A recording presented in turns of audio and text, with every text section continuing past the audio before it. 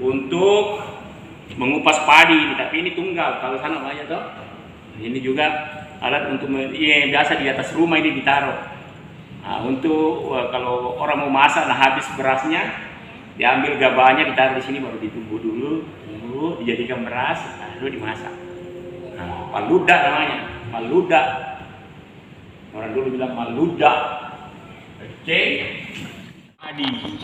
Yo, jadi padi yang sudah dipanen, apalagi namanya itu disatukan, baru ini namanya palembasa. Dilempak itu. Ah itu fotonya. Dia pakai pikul doh ya, ini alatnya pakai pikul tadi. Ah kalau ini digunakan di kuda. Ah ini ada kuda toh ini. Ah, pakai begini dia. Ah ini pakai tudung. Tudung supaya tidak kena matahari ya. Ini juga tudung.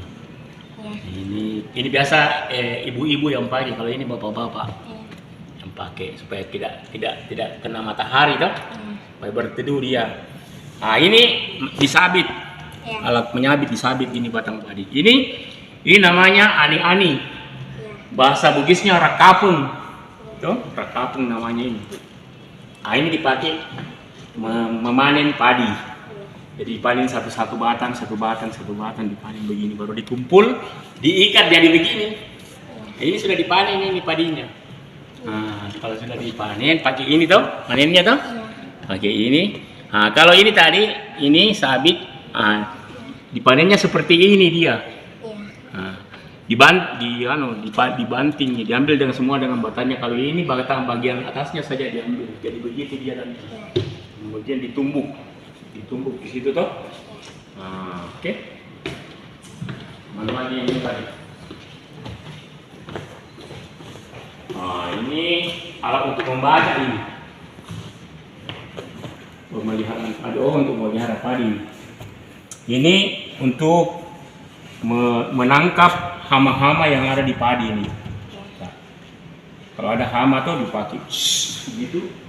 Nah, dulu kan tidak ada racun hama pakai, jadi kalau hama banyak di padi ini pakai tangkap ini hama-hamanya.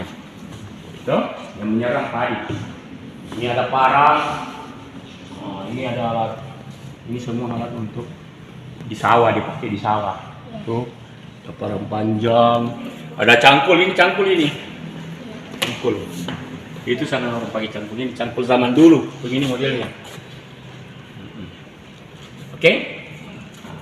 Kalau ini kuda. Nah, di sini dicantol di sini padi. Kalau mau orang bawa padi di sini dicantol. Di sini dicantol padi itu yang sudah diikat di sini. Baru dibawa pakai kuda. Jadi seperti itu. Kuda ada. Nah, ada di dalamnya punggung kuda ini pasang pelananya. Supaya kuda tidak sakit dikasih kasur. Ini ada kasurnya. Oke. Nah, ini lagi. Ini juga lesung.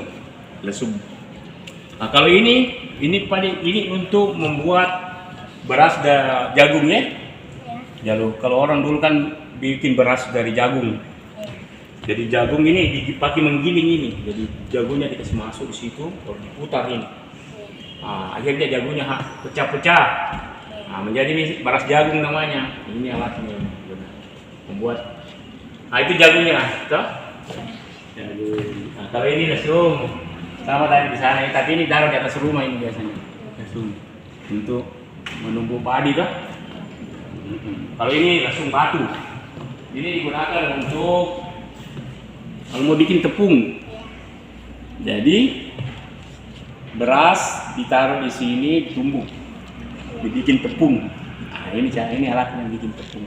Itu juga bisa digunakan itu yang kayu, tapi itu terbuat dari kayu. Nah, kalau ini terbuat dari batu dipahat toh, batu cadas dipahat, diambil dari gunung, dipahat dibikin lesung. Kalau ini batu juga dibikin, itu untuk menggiling, menghancurkan jagung, memecah-mecah biji-biji jagung menjadi padi, menjadi beras. Jadi menjadilah dia beras jagung. Oke. Jadi orang dulu menulis di atas daun lontar. Ini namanya lontara. Daun lontar ya. Jadi itu ada tulisannya itu fotonya. Nah ini adalah, jadi kalau kita mau dibaca begini, digulung-gulung, diputar ini, dilihat baca. Ini surat ini, atau kisah sejarah ditulis di sini, tapi hurufnya pakai huruf lontar seperti ini. Kagangangka, ditulis di situ, ada tintanya, itu ada tulisannya tuh, coba dilihat disorot ini foto itu tulisannya, dan sudah digores-gores, ada tulisannya itu tidak hilang. Sudah ratusan tahun umurnya ini. Itu zaman dulu ya. Jadi alat tulis menulisnya orang dulu, karena dulu belum ada kertas. Nanti orang Cina perkenalkan ini sudah ada kertas. Pakai tinta. Kalau ini tidak pakai tinta, dia pakai penggores, digores di atas daun lontar tulisannya. Dia pakai huruf ini namanya huruf lontara. Nah, ini alatnya. Jadi kalau mau dibaca digulung seperti kaset. Baca dia lari begini, gulung begini. Digulung dulu begini, jadi itu dibacanya begini. Ya? Oke. Oh, ini alat untuk membajak sawah. Ini untuk membajak sawah. Jadi pertama dulu, jadi ini ditarik oleh bisu. Jadi ini fotonya. Ditarik oleh sapi atau kerbau. Jadi ini ada kerbau 2 ekor di depan, ini dipasang. Ini untuk mencampur. Jadi kalau sudah jalan, ini ada petaninya ditindis di belakang. Jadi itu tanah dia terbongkar itu tanah tuh, ini untuk mencampur tanah ini. Nah, sesudah tanah tercampur, dihaluskan pakai itu ya, seperti sisir. Ini dihaluskan itu tanahnya. Kemudian rumput-rumputnya itu apa tujuannya sisirnya? Untuk menjaring rumput-rumputnya yang sudah ini kan banyak rumputnya ini. Tadi akhirnya dibersihkan pakai itu. Ini ditarik juga oleh kerbau dan sapi ini. Tapi ini enak kalau sudah pakai begini, karena ini orangnya naik di situ. Naik, dia sudah tidak jalan lagi naik, baru dia tinggal pukul-pukul itu kerbaunya tuh. Kerbaunya jalan, dia naik. Petaninya naik di situ, dia pegangannya di situ, dia pegang di situ. Saya pernah naik begitu. Tapi licin, bahaya, kita harus hati-hati. Ini cangkul ini. Cangkul. Ini alat apa nih? Ini dikasih kalung ini sapi supaya kalau jauh perginya kedengaran. Nah ini bunyi-bunyi. Nah ini dikalungkan ke sapi sehingga kalau sapi dilepas, dia masuk hutan supaya tidak susah dicari, didengar bunyinya. Pakai ini namanya belnya, dipasang di leher. Itu juga katok.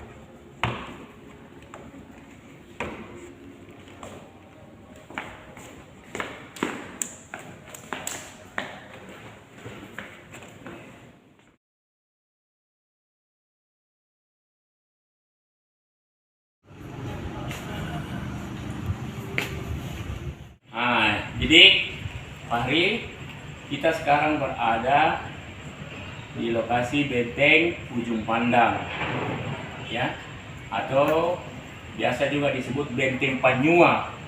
Ini benteng namanya, banyak namanya di benteng. Disebut dia Benteng Panyua karena kalau dilihat dari udara, bentuk benteng ini seperti penyu, seperti panyu, dia merayap ke laut. Jadi dia seperti seekor penyu yang merayap ke laut. Makanya dia disebut Benteng Panyua. Benteng ini disebut juga Benteng Ujung Pandang. Selain benteng Panyua, dia juga disebut Benteng Ujung Pandang.